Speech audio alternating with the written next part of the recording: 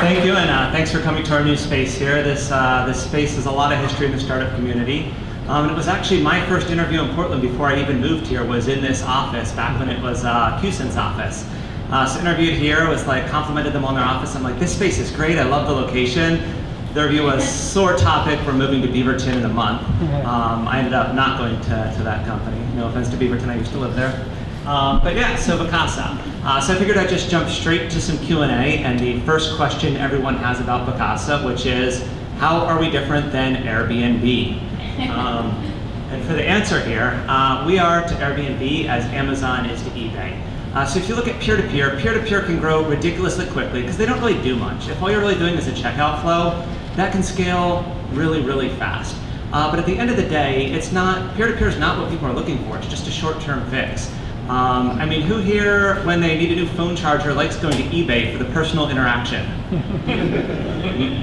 We're hoping the same happens in this industry. I do think it's what most people are looking for. So that's what we're about. We do full service property management, as well as the marketing, everything that entails.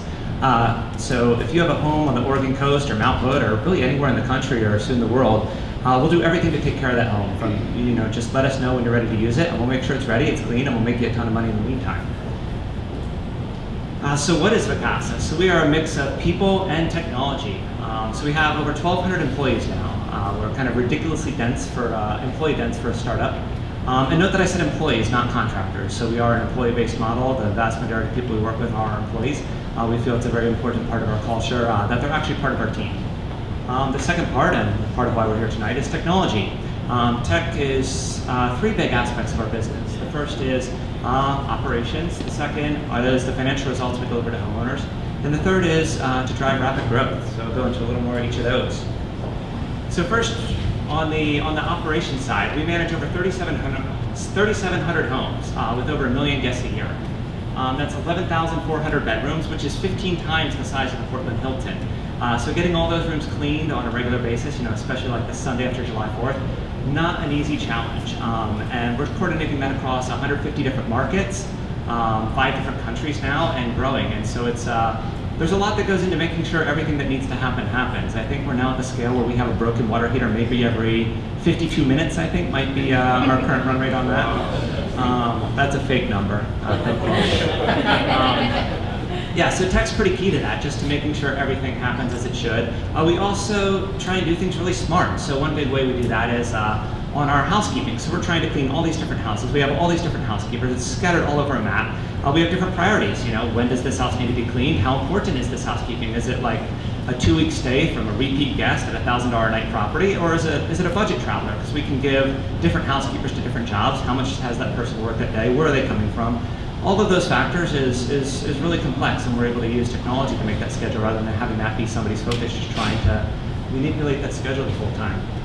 Another great part about our system is everything's integrated. So no single part of our technology is incredible. No piece is like specifically amazing, but we're really all makes a ton of sense. Is how it all comes together. How our customer service system ties to our reservation system, which ties to the housekeeping app, which ties to the schedule, which ties to the hours tracking. So it closes that feedback loop, and we know exactly how productive people are being, and it automatically adapts.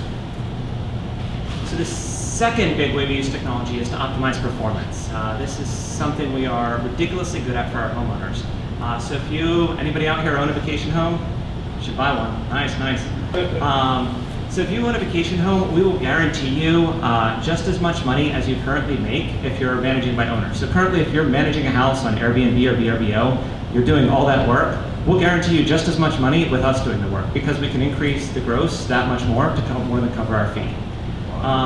For those of you with a different management company, if you're currently with a competitor, we'll actually guarantee $5,000 more net in your first year, which means we have to be pretty damn good at what we do, since we're guaranteeing that we're $5,000 better than anyone else in the industry out there.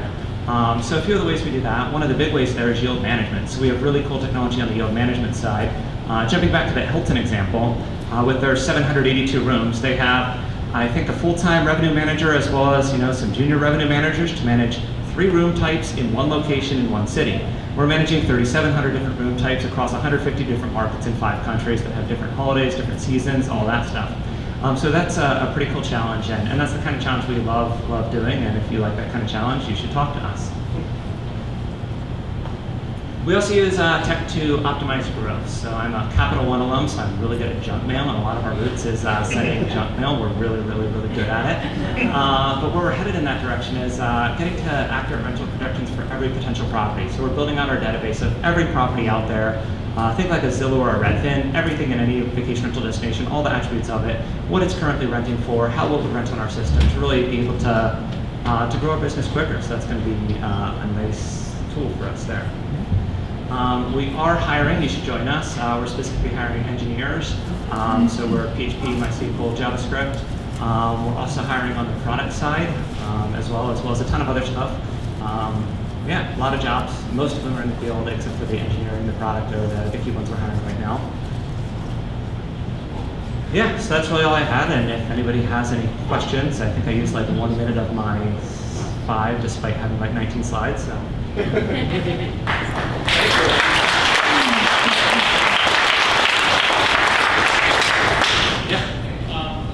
What sort of web interface do you have to do for the owners? Do you have anything for the owners so they go online, look at their property performance or anything like that? We don't have that much right now because once you're already our owner, maybe we care a little less about that. No, we make you tons of money, so you're not going to leave, so it's not at the top of the development pipeline. That's definitely something we want to build out more, but I wouldn't say we're exceptional on that front yet. So they're just getting their check, they're like good to go? They get the check, they get the statement, they can see the different reservations, they can see the future bookings, but they can make reservations for themselves. It's relatively simplistic, and we do plan to do a lot more on that front, like getting into showing them exact approximations of how much more they'd make if they did certain upgrades. So what if you start allowing pets? What if you add a hot tub? What if you renovate the kitchen? And being able to show them the return on investment on those projects is that's upcoming for us. What are the 5 countries you're in? That's a hard question. Let's see if I get it right. So we're in the United States. Hey, I don't need help. Chile, Spain, Belize, and Italy. I think I got it right. Did I get it right? Andrea is our international marketing manager. Nice, 5 for 5. I'm doing well. Can you go in a little bit into detail how you're able to manage properties in remote markets where you may only have, let's say, a dozen properties in that market? How are you able to have employees manage housekeeping, property management, fixing broken water heaters? Yeah, that's a lot of what goes into our model. So we do need about 20 homes in a given market to manage to hit our critical, our operating efficiencies. That gives us enough volume to have a local operations manager who's our go-to person for the guests, our go-to person for the homeowners, and that manages the local housekeeping staff. Ideally, we start getting up around 50, 60 properties. That way we can have cross coverage between multiple local ops managers in the same market. And the way we can keep that pretty small is by doing as much as possible through automation or centrally. Like if you're a small property manager in one of these states, you hate that time of the month when you have to file all your lodging tax returns. Lodging taxes are designed for hotels. It's a different paper return, sometimes with multiple pages, for every single location you manage. So you can imagine how painful that would be. So we have systems that do that automatically. We submit it from Portland, write the check from Portland. You don't need to deal with any of that stuff. Likewise, we do the housekeeping schedule. We take care of the customer service. We take care of reservations. So we really take a lot of the workload. Anything that doesn't need to be done locally, we avoid doing locally just to make those jobs easier. Because it is hard to hire in a lot of those markets we're in. So in the local markets, we have local ops managers. We have housekeepers. If it's a bigger market, we'll have a general manager. And then we also have some of our reservationists in the field, because it's always nice to talk to somebody who truly knows that market if possible. I love that you take care of all that work that a homeowner does. How do you keep people with traffic from Airbnb if you're doing so many people already know the brands? How do you get the bookings? Yeah, so we have a very easy time getting the booking. So we are very strong at marketing. We have great photos, we have great copy, we have the perfect rate for every day. So we do some channel distribution, especially in our newer markets. Like we recently launched in Orlando. We're pretty insignificant in Orlando. There's thousands of homes there. We have like 40. So us trying to rank first for Orlando vacation rentals isn't very likely.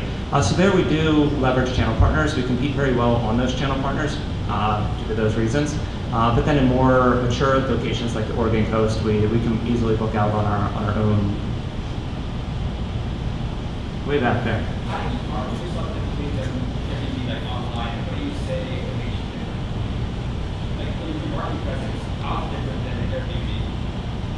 So our marketing presence, how is it different than Airbnb? Was that the question? I could only kind of hear. We got some really loud fridges.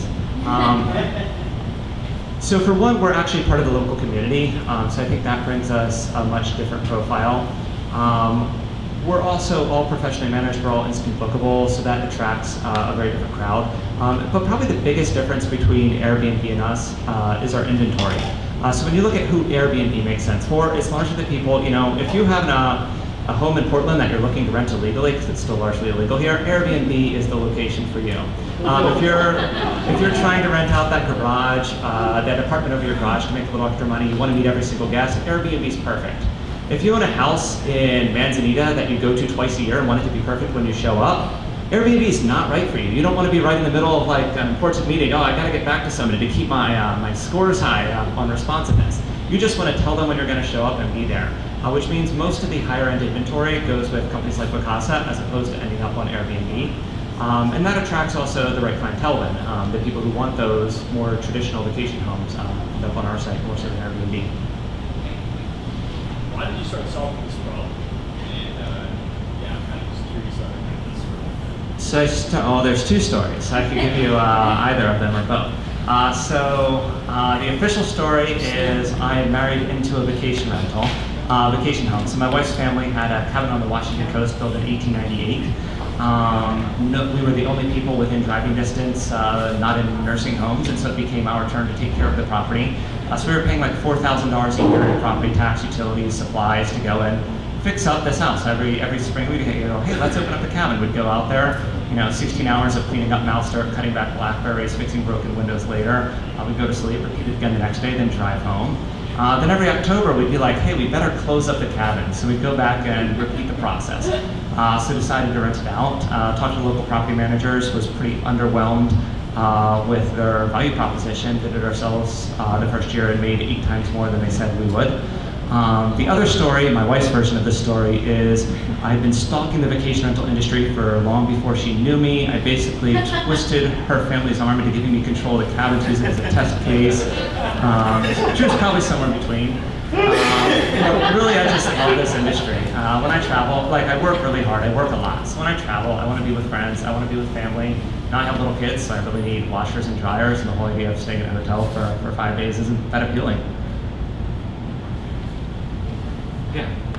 Seems that you're a very technology-based company. Obviously, do you see any white label applications for some of the technology you guys have devised to? So generally not. We're probably going to never sell our technology, largely because it's a very needy industry from a software standpoint that doesn't pay a lot of money.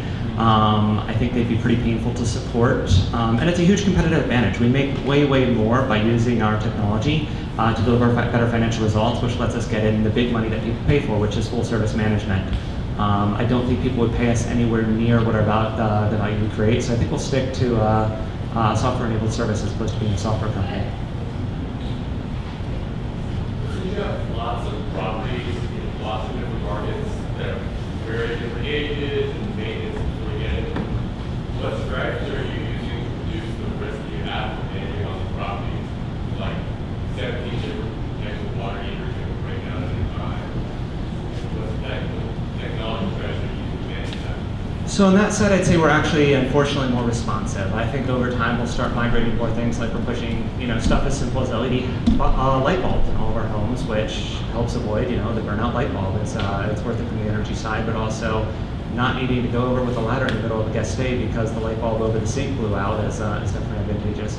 But largely we are subject to the inventory that comes our way. We're not a Marriott that can mandate, hey, the new mirrors are oval. We all need you to put in oval mirrors by March. We're going to take you off label if you don't put in oval mirrors. We can't do that. We're dealing with the inventory people have, and we have a pretty wide variety. We see ourselves largely as a just like Amazon, as a marketplace plus fulfillment. We manage an incredibly wide array of homes. We have mobile homes in Rockwood Beach, and we have a $17 million mansion in Vale. It's very full spectrum, but you know what you're getting, and we do our part well. How do you see yourself in relation to VRBO?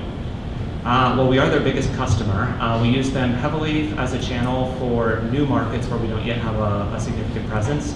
Over time, they become more relevant less relevant to us, but don't tell them I said that. talked to a few people that interviewed at Vacasa, and it seems like they have a little bit of a reputation about making some interesting technology choices, like building out your own phone system, things like that. I mean, are you going to continue down some of those roads, or are you going to make some adjustments? Yeah, so I'd say historically we've erred towards building rather than buying. A few of those things were, like, for example, we even have our own payroll system. We've actually now phased out, but at one point we had our own API-driven payroll system because at the time we needed it. Nobody had an API-driven payroll system that supported all the markets we had employees in. So we built it. In hindsight, you kind of create a lot of support load when so we're taking more the strategy of, is this something we need to be the best in the world at, or is this something we can buy? And so we are actually paying for software now. Still very little. We still like to build stuff. So, cool. Anything else, or cool? We can go for the picking of the ticket. Yeah.